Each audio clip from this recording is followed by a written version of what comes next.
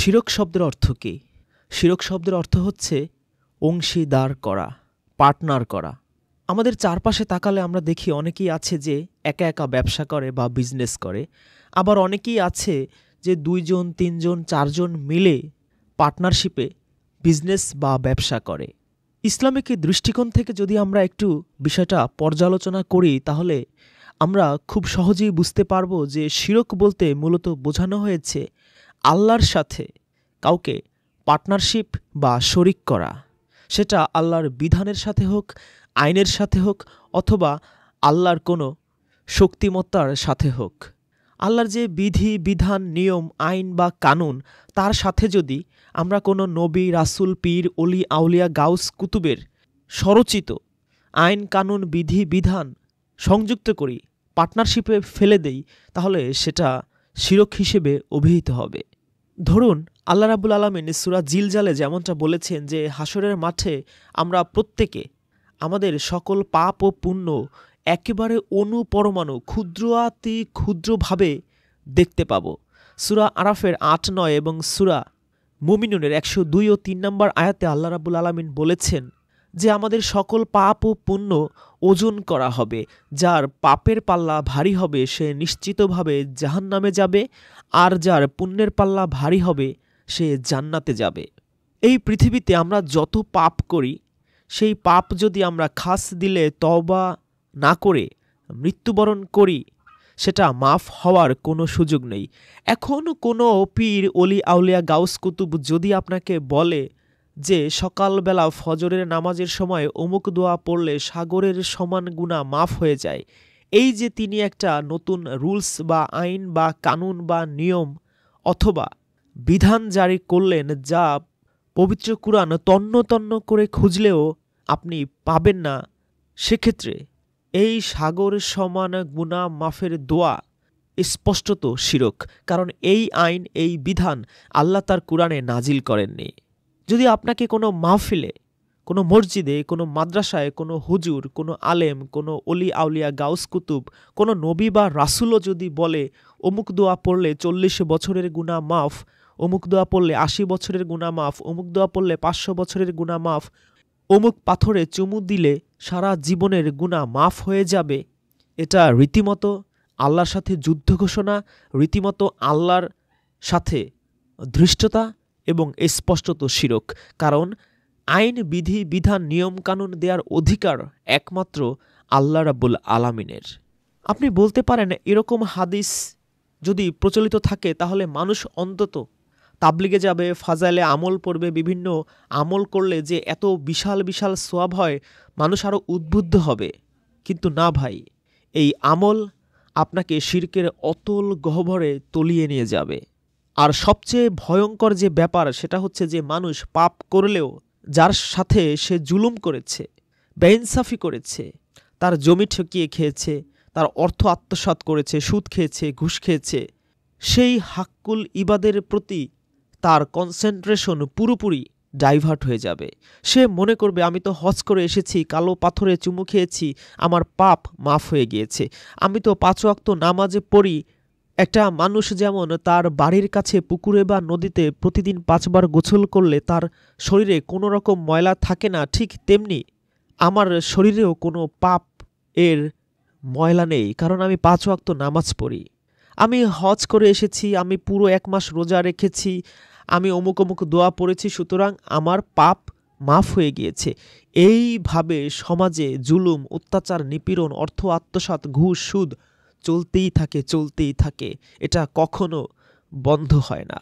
এভাবেই শিরকের চোরাবালি মানুষকে পশু বানিয়ে ফেলে, জানোয়ার বানিয়ে ফেলে, জালিম বানিয়ে ফেলে।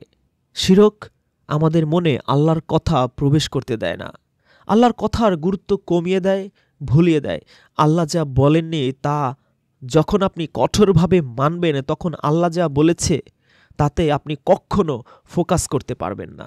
মানে আপনি যখন কুরআনের পাশাপাশি অন্য বই বা ব্যক্তির বিধান মানবেন, মানে শিরক করবেন, আইন মানবেন, তখন কুরআনের কথা আপনার কাছে হালকা মনে হবে। শিরক মুক্ত হলেই আপনি আল্লাহর আদেশে ফোকাস করতে পারবেন। তখনই উপলব্ধি করবেন বিধানদাতা, আইনদাতা, নিয়মদাতা একমাত্র আল্লাহ রাব্বুল আলামিন। আল্লাহ দুই বিধানদাতা, দুই আইনদাতা, দুই নিয়মদাতা মানতে নিষেধ করেছেন। কোনো নবীর, কোনো রাসূলের, কোনো অলিয়া উলিয়া পীর গাউস কুতুবের বিধান বা আইন দেওয়ার অধিকার নেই। যখন আপনি এ কাজ করবেন তখনই আপনি শিরকে যুক্ত হবেন।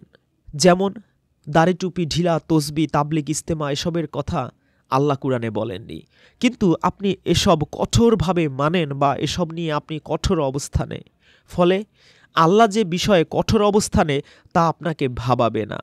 যেমন সূরা বনী ইসরাঈলের 34 নম্বর আয়াতে আল্লাহ বলেছেন, হে মুমিনগণ, তোমরা ওয়াদা, প্রতিশ্রুতি, অঙ্গীকার পূর্ণ করো, নিশ্চয়ই ওয়াদা সম্পর্কে, প্রতিশ্রুতি সম্পর্কে জিজ্ঞাসা করা হবে। 16 নম্বর সূরার 91 নম্বর আয়াত এবং সূরা মায়েদার 1 নম্বর আয়াতেও আপনি একই জিনিস পাবেন। এই 3টা আয়াতে আল্লাহ রাব্বুল আলামিন কাউকে কথা দিয়ে ওয়াদা পূর্ণ করতে বললেও তা আমাদের কাছে গুরুত্ব পায় না।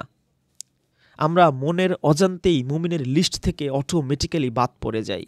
যারা ওয়াদা পূর্ণ করে না তারা মুমিন নয়, নিশ্চয়ই মুনাফিকরা, মানে যারা কথা দিয়ে কথা রাখে না, তারা থাকবে জাহান্নামের সর্বনিম্ন স্তরে। আবার যেমন বোরখা, হিজাব, নিকাব, হাত মোজা, পা মোজা এসবের কথা আল্লাহ বলেননি, কিন্তু আপনি এসব কঠোরভাবে মানেন, মানে পর্দা নিয়ে আপনি কঠোর অবস্থানে, ফলে আল্লাহ যে বিষয়ে কঠোর অবস্থানে তা আপনাকে ভাবাবে না। আরেকটি আয়াত দেখুন, সূরা নিসার 10 নম্বর আয়াত। আল্লাহ বলেন, নিশ্চয়ই যারা পিতৃহীনদের সম্পদ অন্যায়ভাবে গ্রাস করে তারা আসলে নিজেদের পেটে আগুন ঢোকায়, আর অচিরেই তারা জ্বলন্ত আগুনে প্রবেশ করবে। এখন আপনি হয়তো বলতে পারেন, তাহলে কি মেয়েরা পর্দা করবে না? আপনি অশ্লীলতার প্রসার ঘটাতে চাচ্ছেন? খেয়াল করেছেন নিশ্চয়ই, আপনি কুরআনের আয়াতে বা আল্লাহর কথায় ফোকাস করতে পারছেন না। আপনার কাছে যদি এতিমের সম্পদ অন্যায়ভাবে গ্রাস করার চেয়ে, ওয়াদা দিয়ে ওয়াদা রক্ষা করার চেয়ে দাড়ি রাখা, হাত মোজা, পা মোজা পরা, গোল টুপি, লম্বা টুপি পরা বেশি গুরুত্ব পায়, then you are already in hell. পর্দা করা ফরজ। এটা কোন সূরার কোন আয়াত? পর্দার নামে আল্লাহ কি আপনার পরিচয় আড়াল করতে বলেছে? সূরা নূরে আল্লাহ বলেছেন, আর যা সাধারণত প্রকাশ পায় তা ছাড়া তাদের সৌন্দর্য তারা প্রকাশ করবে না। সাধারণত একজন মানুষের কি প্রকাশ পায়? হাত, পা, চেহারা, যেন তাকে আইডেন্টিফাই করা যায়, মানে তাদের চেনা যায়। সূরা আহজাবে আল্লাহ বলেছেন, মুমিন নারীদেরকে বলে দাও তারা যেন তাদের চাদরের কিছু অংশ নিজেদের উপর টেনে দেয়, এতে তাদেরকে চেনা সহজতর হবে। আল্লাহ চান আপনার পরিচয় প্রতিষ্ঠা করতে, আর আপনি চান পর্দার নামে নিজেকে আড়াল করতে। মিজানুর রহমান আজহারি এক ওয়াজে মেয়েদের মুখ খোলা রাখার কথা বলে ব্যাপক তোপের মুখে পড়েছিলেন, মনে আছে নিশ্চয়ই আপনাদের। মানে আমরা আমাদের প্রচলিত বিশ্বাসকেই প্রতিষ্ঠা করতে চাই, আল্লাহর কুরআনকে নয়, আল্লাহর আদেশকে নয়। যাই হোক, আপনি যেই পোশাকে কমফোর্টেবল আপনি তা পরবেন, কিন্তু মনে রাখবেন আল্লাহ পোশাকের সাথে কোনো শাস্তির বিধান দেননি। বিধান দিয়েছেন মিথ্যা সাক্ষী দেওয়ায়, পরনিন্দায়, অন্যের সম্পদ আত্মসাৎ করায়, ঘুষ খাওয়ায়, গীবত করায়, জুলুম করায়। আমি পর্দা করি, এই কথা দ্বারা কি ভালো মানুষ হওয়ার চেষ্টা বোঝায়? এভাবে পোশাককে ইসলামিক হাইলাইট করতে গিয়ে কুরআনের ইসলামিক কাজগুলো আড়াল হয়ে গেছে। এখন মুসলমান বিবেচিত হয় দাড়ি, টুপি, পাঞ্জাবি, বোরখা, হিজাব, নিকাব দ্বারা, কুরআনের কর্ম দ্বারা নয়।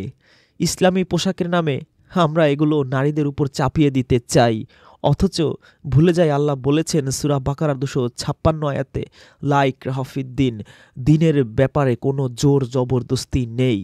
অথচ আমরা পোশাককে ফরজ বানিয়ে ফেলেছি। তাই কেউ সত্যবাদী ওয়াদা রক্ষাকারী জাতি হিসেবে আমাদের চেনে না। আমাদের চেনে দাড়ি দেখে, বোরখা দেখে, হাত মোজা, পা মোজা দেখে, গোল টুপি, লম্বা টুপি দেখে। এভাবেই চলছে হাজার বছর, এভাবেই চলবে। সময় আছে এখনও আমাদের পবিত্র কুরআন অধ্যয়ন করার, কুরআনে শাস্তিযোগ্য অপরাধগুলো আইডেন্টিফাই করার, সেগুলো থেকে বেঁচে থাকার, এবং যে সমস্ত গুণগুলো অর্জন করলে জান্নাতে যেতে আমাদের বেগ পেতে হবে না, সেগুলোর প্রতি আরও বেশি বেশি মনোযোগ দেওয়ার, তাগিদ দেওয়ার, ফোকাস করার। আলহামদুলিল্লাহি রাব্বিল আলামিন।